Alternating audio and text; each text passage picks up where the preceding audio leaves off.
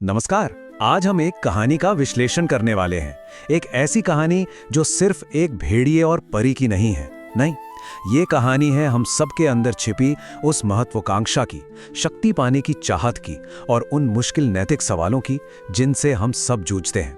तो चलिए मूनलैंड जंगल की इस दुनिया में चलते हैं और देखते हैं कि ये कहानी हमें हमारे बारे में क्या सिखाती है। तो कहानी में गहराई से उतरने से पहले एक सवाल, एक बहुत जरूरी सवाल। क्या महत्वाकांक्षा यानी आगे बढ़ने की चाहत हमेशा ही खतरनाक होती है? सोचिए जरा। यही सवाल इस पूरी कहानी के केंद्र में है और हमारा मेन कैरेक्टर कालू भेड़िया इसी सवाल का जवाब ढूंढते ढूंढते हम एक बहुत ही अंधेरे सफर पर ले जाने वाला है। तो चलिए कहानी शुरू करते हैं और मिलते हैं हमारे कह सकते हैं नायक से, या शायद खलनायक से। इसका नाम है कालू भेड़िया। अब देखिए, कालू मूनलैंड जंगल का एक आम सा भेड़िया है, पर उसके सपने वो बिल्कुल आम नहीं है। उसके दिल में ना जंगल का राजा बनने की एक आग जल रही है और उसे ये नहीं पता कि यही आग आगे चलकर पूरे जंगल को अपनी चपेट में लेने वाली है। और यहीं पे कालू का कैरेक्टर बड़ा दिलचस्प हो जाता है।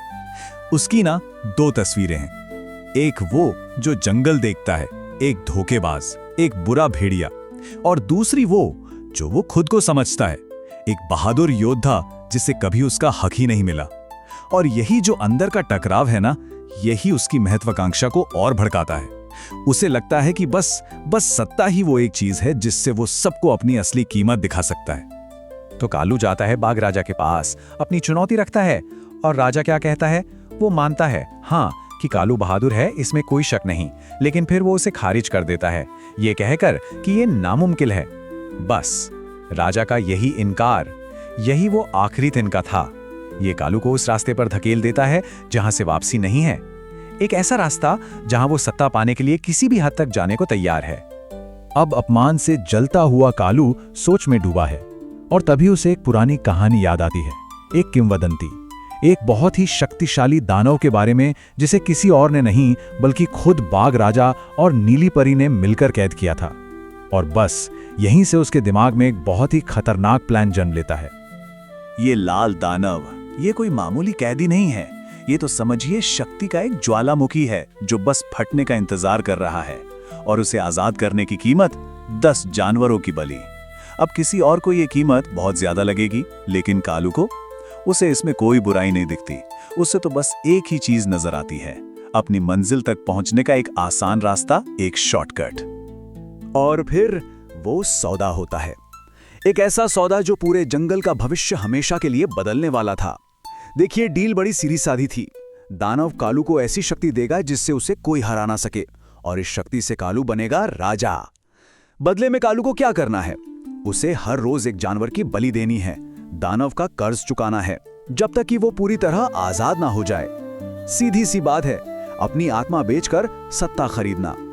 तो सौदा हो चुका है और इसका असर अरे फौरन दिखता है। दानव की काली ताकत से भरा हुआ कालू अब बदला लेने के लिए तैयार है। वो अपना सिंहासन छीनने के लिए सीधा सीधा बाघ राजा के सामने जा खड़ा होता है। और ये लड़ाई, इसे लड़ाई कहना भी ठीक नहीं होगा, ये तो एक तरफा तबाही थी, खौफनाक। दानव की ताकत पाकर कालू उस महान बाघ राजा पर ऐसे टूट पड़ा मानो वो कोई मामूली जानवर हो। कुछ ही पल लगे और राजा जमीन पर था। जंगल के बाकी जानवर तो बस अपनी आंखों पर यकीन ही नहीं कर पा रहे थे। और सिंहासन पर बैठते ही कालू का असली रंग सामने आ गया। उसने जो ऐलान किया वो सिर्फ अपनी ताकत का दिखावा नहीं था, नहीं, वो तो सौदे की पहली किश्त थी जो उसने दानव के साथ किया था। और सबको समझ आ गया कि जंगल में अब जश्न का नहीं बल्कि मातम का दौर शुरू होने वाला है। 8 दिन, पूरे 8 दिन और 8 खौफनाक रातें जंगल ने डर के साए में सांस ली। हर सुबह एक नया जानवर कम हो जाता था और हर एक कुर्बानी के साथ गुफा में बंद वो दानव और भी ज्यादा ताकतवर होता जा रहा था। और जंगल की उम्मीदें वो धीरे धीरे दम तोड़ रही थी। लेकिन कहते हैं ना, जब रात सबसे ज्यादा अंधेरी होती है तभी सुबह होने वाली होती है। जंगल से बहुत दूर हारा हुआ, अपमानित बाघ राजा, उसकी मुलाकात होती है अपनी एक पुरानी दोस्त से, नीली परी से। और बस यहीं से कहानी एक बिल्कुल नया मोड़ लेती है।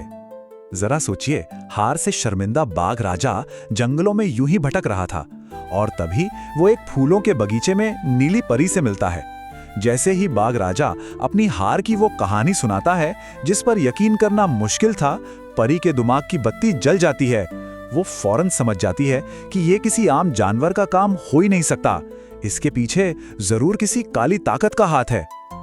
अब शक तो था, पर उसे यकीन में बदलना भी जरूरी था, तो दोनों छिपकर उस बदनाम गुफा पर नजर रखने लगते हैं और फिर वो अपनी आंखों से वो देखते हैं जिसकी उन्हें आशंका थी। कालू एक मरे हुए जानवर को घसीटता हुआ सीधा उस गुफा के अंदर ले जाता है। बस अब पूरी तस्वीर शीशे की तरह साफ थी। कालू की इस बेहिसाब ताकत का राज वही लाल दानव था। तो अब सच सामने था और दुश्मन का भी पता था। नीली परी और बाघ राजा एक पक्का प्लान बनाकर जंगल लौटते हैं। उनका मकसद एक ही है, उस जालिम राजा को सिंहासन से उखाड़ फेंकना। तो अब आखिरी लड़ाई का मंच सज चुका है और जब बाघ राजा फिर से कालू के सामने खड़ा होता है तो कालू का घमंड, अरे वो तो देखने लायक था। वो अपनी उधार की ताकत के नशे में इतना चूर है कि उसे जरा भी अंदाजा नहीं है कि इस बार खेल के नियम पूरी तरह बदल चुके हैं। और फिर पासा पलट जाता है। ठीक उसी पल जब कालू हमला करने के लिए बाघ की तरफ झपटता है, पेड़ के पीछे छिपी हुई नीली परी अपनी जादुई छड़ी घुमाती है और फूंक, एक ही झटके में कालू के शरीर से दानव की सारी ताकत गायब। अब पहली और दूसरी लड़ाई का फर्क एकदम साफ था। दानव की ताकत के साथ कालू को कोई छू भी नहीं सकता था, वो अजेय था। लेकिन उस ताकत के बिना वो बस एक मामूली भेड़िया था जिसे बाघ राजा अपने एक ही पंजे के वार से दूर फेंक देता है। खेल खत्म। और जैसे ही ताकत गई, कालू का सारा घमंड भी हवा हो गया। वो जालिम राजा अब कहीं नहीं था, उसकी जगह था एक डरा हुआ, सहमा हुआ भेड़िया जो जमीन पर पड़ा गिड़गिड़ा रहा था, अपने सारे गुनाह कबूल कर रहा था और नीली परी से रहम की भीख मांग रहा था।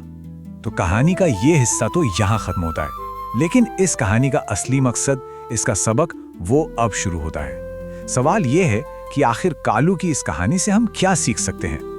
सबसे पहले तो जंगल में इंसाफ होता है। नीली परी अपने जादू से उस गुफा को हमेशा के लिए बंद कर देती है ताकि वो दानव फिर कभी बाहर ना आ सकें। और बाघ राजा के वापस आने के साथ ही जंगल में फिर से वही पुरानी शांति और सुकून लौट आता है। तो आखिर इस पूरी कहानी का निचोड़ क्या है? पहली बात, जब महत्वाकांक्षा बेलगाम हो जाती है तो वो सिवाय तबाही के कुछ नहीं लाती। दूसरी, धोखे से हासिल की गई ताकत वो रेत की तरह होती है, मुट्ठी से फिसल ही जाती है। तीसरी, असली ताकत शॉर्टकट से नहीं बल्कि अपने किरदार की मजबूती से आती है। और शायद सबसे जरूरी सबक कि गलती चाहे कितनी भी बड़ी क्यों ना हो, अगर दिल से पछतावा हो तो माफी का दरवाजा हमेशा खुला रहता है। और इस विश्लेषण को हम इसी एक सवाल पर छोड़कर खत्म करते हैं। जरा सोचिए, अगर किसी इंसान को कालू की तरह बिना किसी सीमा के ताकत मिल जाए तो वो क्या करेगा? क्या वो उस ताकत का इस्तेमाल अच्छाई के लिए करेगा या फिर वो खुद एक और कालू बन जाएगा? ये एक ऐसा सवाल है जिसका जवाब शायद हम सबको अपने अपने अंदर खोजना होगा।